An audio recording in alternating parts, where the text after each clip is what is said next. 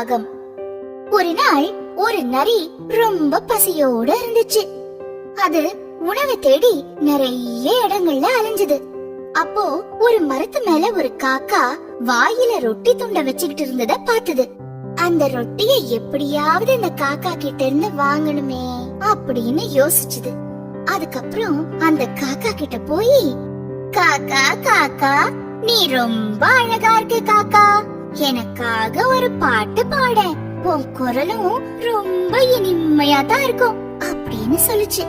காகம் நரியோட பேச்சுல மயங்கி பாடுறதுக்காக வாயை திறந்தது. நரி நினைச்சது போல ரொட்டி துண்டு நழுவி கீழே விழுந்துருச்சு. அந்த நரியும் ரொட்டி துண்டு எடுத்து சாப்பிட்டுட்டு ஓடியே போயிடுச்சு.